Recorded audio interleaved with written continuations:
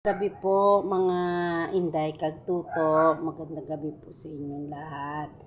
Ngayon po ipasisilip ko po sa inyo yung nagawa ko na po na bahay kubo, no? Hindi pa man din po tapos lahat, pero paunti-unti ko lang po na nagagawa po yung bahay kubo po na sinimulan ko po.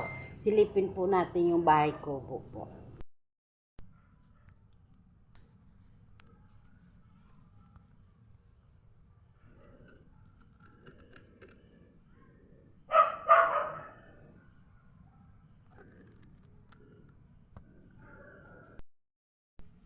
Mga Inday, doon po tayo aakyat sa taas. Sisilip po tayo doon kung ano pong mayroon doon. Inday, aakyat po tayo sa taas.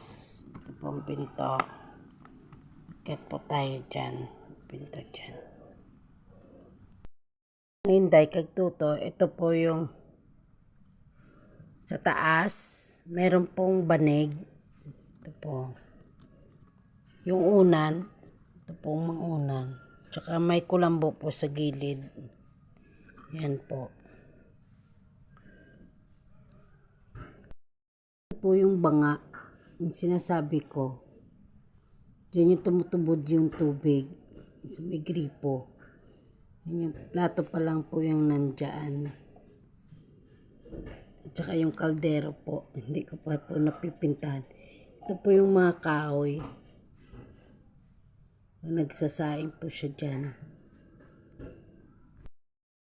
Ito po, pwede po kayo magpahinga po dyan. Kasi biraha po yan eh. May unan po dyan. Pag nagpapagod po kayo, pwede po kayo dyan na mag-ga. Kasi malamig po yan eh. May mga hangin po dyan sa may dingding. Ito po yung labas ng kubo. May mga tanim na po dyan. Yan po, may mga tanim. Nilagyan ko na po yan ng mga tanim. Yan pong likod. Yan, may mga bulaklak na po dyan. Mayroon pa po akong sampayan dito. Yan. Ng damit. Ito po yung sampayan. May planggana na po ko dyan. Yan po, yung may mga tanim na po ako dyan.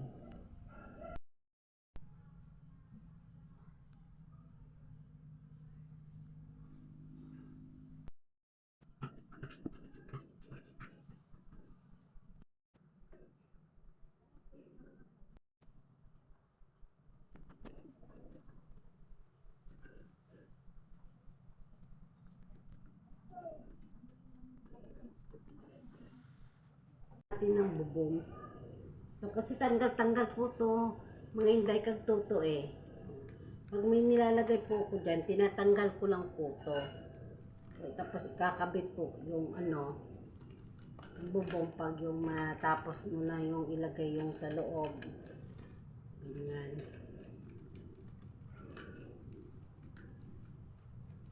Tapos ito ilalagay po to sa gitna. Ganyan.